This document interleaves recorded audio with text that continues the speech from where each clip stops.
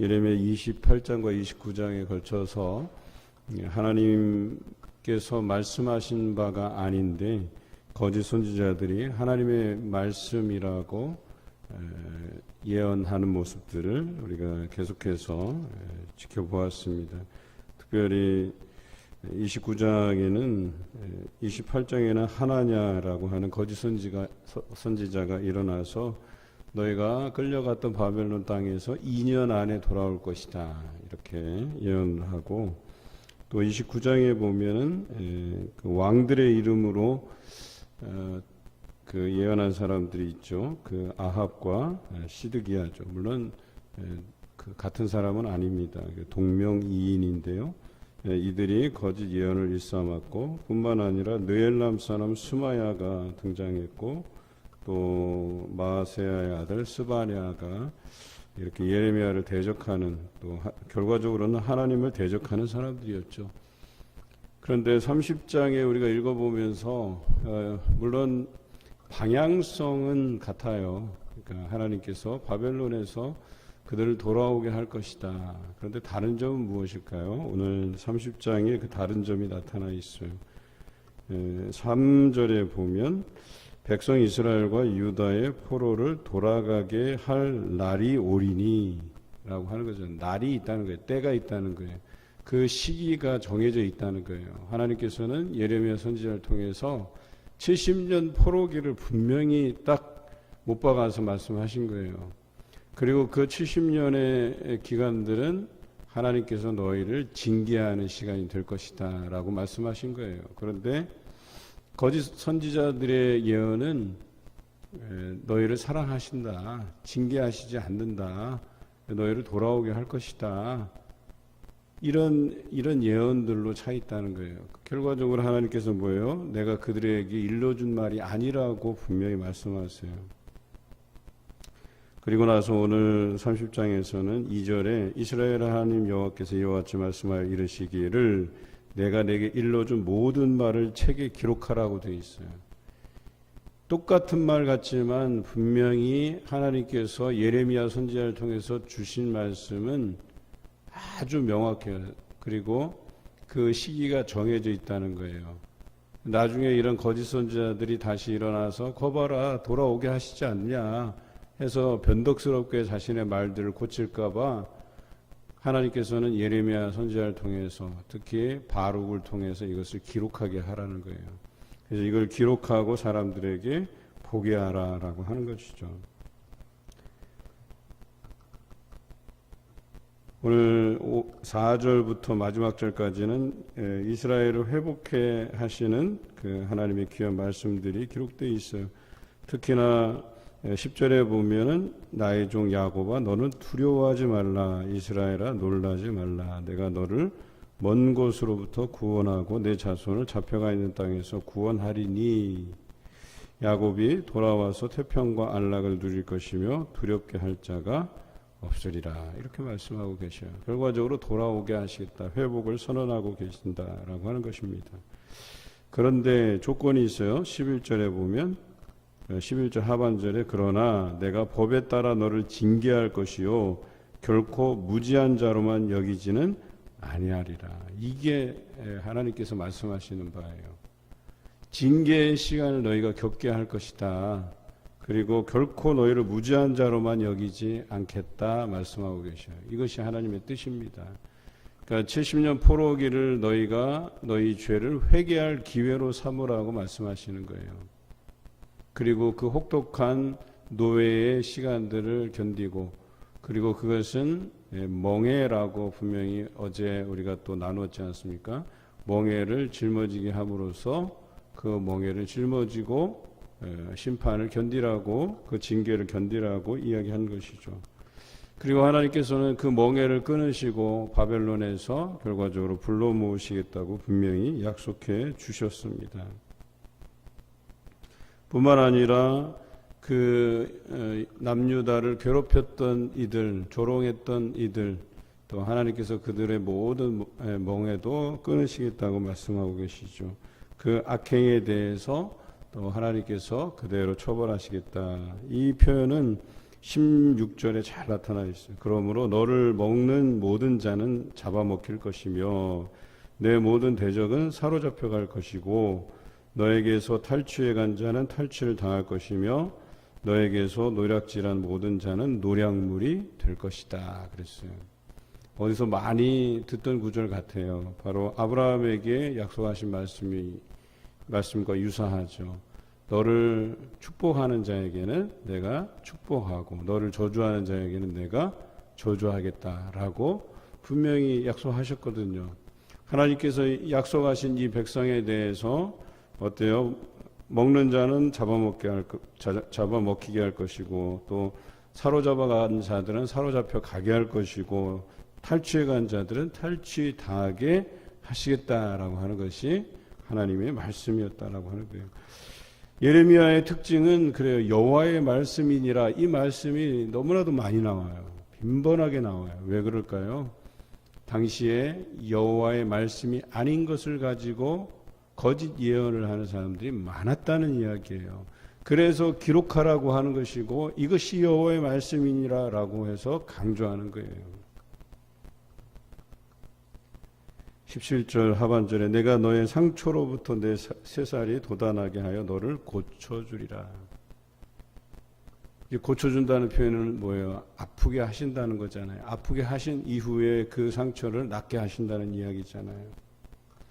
또 폐허가 18절 폐허가 된 언덕 위에 건축될 것이요 그 보르는 규정에 따라 사람이 살게 되리라. 사람을 다 붙잡혀가게 하고 무너진 그 폐허 더미 위에 다시 건물을 짓겠고 그곳에 사람들이 돌아오게 할 것이다. 똑같은 논리예요. 19절에 감사하는 소리가 나오고 즐거워하는 자들의 소리가 나오리라. 내가 그들을 번성하게 하고 그 수가 줄어들지 아니하게 하겠고 그들을 존귀하게 여겨서 비천하지 않게 만드시겠다라고 말씀하고 있어요. 계속 회복을 선언하고 있습니다. 20절 그의 자손은 예전과 같겠고 그 회중은 내 앞에 굳게 설 것이요 그를 압박하는 모든 사람 내가 다 벌하리라 그랬어요. 이제 내 백성을 건드리지 않겠다라고 말씀하시는 거예요. 그런데 우리가 기억해야 될 것은 하나님의 언약적 사랑 헤세드, 그러니까 그 언약 안에 있어야 된다는 전제예요. 그러니까 이 언약을 떠나지 말라는 거예요. 그러면 너희를 다 회복시키시겠고 또 너를 괴롭게 하는 자들을 다 하나님께서 벌하시겠다고 약속하시는 거예요. 여러분 한번 생각해 보세요. 우리가 예수 그리스도를 굳게 믿고 살아간다면 두려울 게 없어요. 왜요? 우리를 저주하는 자에게 하나님께서 저주하시고 우리를 축복하는 자에게 하나님께서 축복하신다고 말씀하시잖아요. 무엇이 두렵냐 말이에요. 그런데도 불구하고 사람은 사람의 눈치를 봐요. 여러분 사람에게 의존할 부분이 아니잖아요. 우리가 사람에게서 뭔가를 얻어내려고 하는 그런 대상이 아니잖아요. 누가 그래요? 사람은 믿음의 대상이 아니다. 사람은 사랑과 용서의 대상이라고 얘기하잖아요. 사랑하고 용서해주고 그런 대상이지 사람은 믿을 만한 대상이 아니라는 거예요. 믿음의 대상은 오직 하나님뿐이시잖아요. 우리가 하나님 믿고 살아가고 예수 그리스도를 따르는 사람들이잖아요. 여러분 사람에게 의존하지 마시기 바라요. 또 사람으로 인해서 우리가 두려워할 것도 없어요. 믿음의 대상이 아니라는 얘기는 두려움의 대상이 아니라는 거예요. 경외할 대상이 아니라는 거예요. 21절에 보면 내가 그를 가까이 오게 하리니 내가 그가 내게 가까이 오리라. 참으로 담대한 마음으로 내게 가까이 올 자가 누구냐? 여호와의 말씀이니라. 이제 너희가 내 백성이 되었고 내가 너희의 하나님이 되시겠다라고 주신 말씀이죠. 24절 마지막입니다. 여호와의 진노는 그의 마음에 뜻한 바를 행하여 이루기까지는 돌이키지 아니하나니. 똑같은 말이에요. 앞에서 뭐예요? 너를 징계한 이후에 회복시키겠다라고 하신 말씀이랑 동일해요. 하나님의 진노는 그 진노를 이루기까지. 그러니까 진노를 이루신다라는 표현은 왜 써요? 진노의 목적이 있다는 거예요. 그래서 진노하시고 그 목적이 이루기까지는 그 진노를 돌이키지 아니하신다 그랬어요. 이 백성이 70년 포로기를 통해서 그 마음을 돌이킬 때까지는 하나님께서 그 진노를 거두지 않으신다는 거예요. 왜 70년 포로기라고 했는지 우리가 그것을 깨달아야 된다는 거예요. 이 백성이 지은 죄가 적어도 그 70년 포로기를 통해서 깨달아진다는 얘기예요. 우리가 지은 죄들의 크기, 범위에 대해서는 생각하지 않고 우리가 하나님께서 근실히 징계하실 때에 이 징계를 모면하려고 하는 얕은 생각을 버리라는 거예요.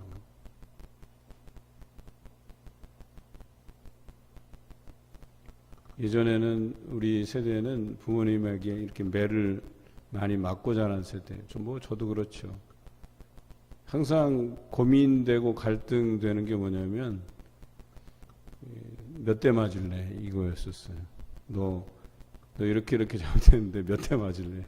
그러면 항상 걱정이 되는 게 내 양심에 이렇게 한번 생각해 보면 이걸 좀 모면해 보려고 빨리 끝내버리려고 한 대 맞을래요 이랬던 기억도 있어요. 한 대만 맞아도 난 정신 차린다 그러는데 정신 차리기는커녕 한 대 맞으면 며칠 안 가서 또 잘못하게 돼요. 그게 뭐예요? 충분히 내가 징계를 받지 않아서 그렇다니까. 깨닫질 못해요. 깨우치질 못해요. 그래서 어느 정도 내가 정신이 차려질 만큼 내가 매를 무서워해서라도 좀 이 잘못해서 조금 이렇게 좀 깨닫고 다시는 내가 체벌을 받지 않기 위해서라도 좀 조심해야 되겠다 이런 생각을 가지도록 매를 설정해야 되잖아요. 물론 부모님이 자녀를 체벌하는 거 좋은 건 아니에요. 사실은 그 자녀들에게 얼마나 그 상처가 되는데. 그런데 우리 하나님께서는 사랑하기 때문에 이 백성을 징계하시는 거거든요. 그리고 70년이라고 하는 이 크기는 결코 적은 게 아니에요. 그들에게. 그들이 얼마나 큰 죄악을 범했는지에 대해서 그 70년을 숙고하면서 깨닫도록 주신 기간이잖아요. 그리고 나서야 어때요? 너희가 끝날에 그것을 깨달으리라 라고 말씀하고 있어요. 70년을 지내야만 너희가 깨닫게 될 것이라고 말씀하신 거예요. 그 기간을 하나님이 설정한 것은 이 정도 해야 너희가 깨닫게 될 것이다 라고 말씀하신 거예요. 오늘 우리가 살아가는 삶 안에서 하나님께서 우리를 깨닫게 하세요. 무엇을 하든 그 안에 하나님께서 소중한 깨달음을 주세요. 여러분 묵상 노트 하고 계십니까? 묵상 노트 보자마자 이게 뭐야? 어떻게 이렇게 복잡한 구조를 가졌나? 여기서부터 막 포기하고 그러지 마세요. 별로 어려운 거 아니에요. 그냥 말씀 따라서 써보고 내가 쓴 말씀들 느낀 점을 단 몇 줄이라도 쓰고 또 감사해야 될 제목들을 한번 쭉 적어보고 나에 대해서, 가족에 대해서, 이웃에 대해서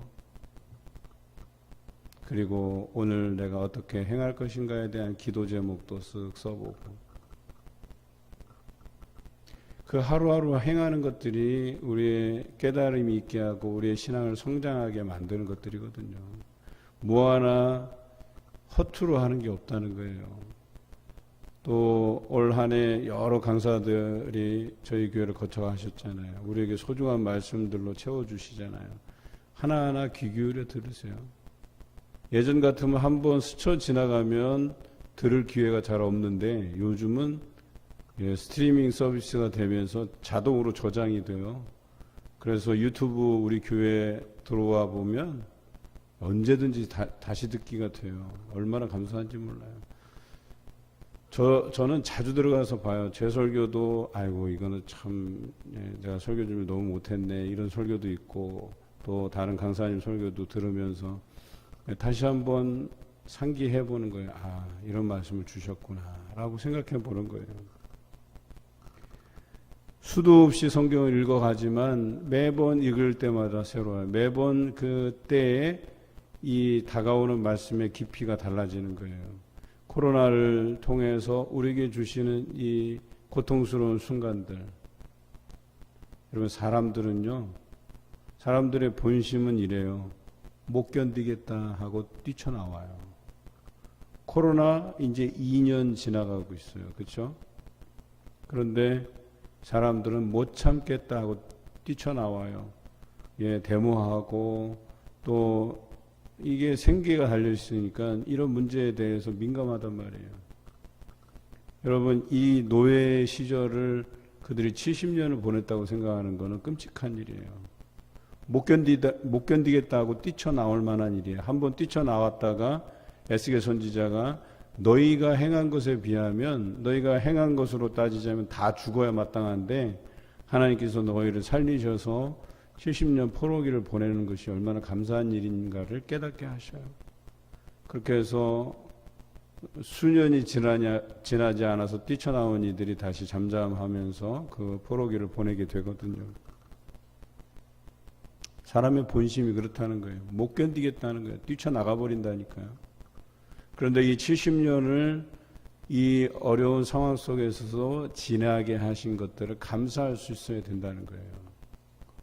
그런데 코로나를 지나면서 우리는 여러 가지 고민들을 하게 돼요. 답답한 심정으로, 또 때로는 이 상황들을 불평하기도 하고 때로는 불만을 표출하기도 하는데요. 그건 사람의 입장이에요. 이것이 하나님께서 우리에게 주신 상황이라면 이 상황 안에서도 우리는 감사의 제목들을 찾아낼 수 있어야 된다니까요. 코로나 상황인데 무슨 감사 노트를 써? 아니요. 이럴 때일수록 더 감사 노트를 써야 되는 거예요. 감사할 부분들을 찾아내야 된다는 거예요. 그래야 이 고통의 순간들을, 감사의 제목들을 찾아가면서 감사한 마음으로 지낼 수 있게 되는 거예요. 그리고 그런 사람들을 어떻게 하시겠다? 하나님께서 돌아와서 번성하게 하고 존귀하게 그를 세워주시겠다고 약속해 주시는 것처럼 우리 삶을 존귀하게, 또 우리 교회를 존귀하게 세워주시는 그런 하나님을 경험하게 될 줄로 믿습니다.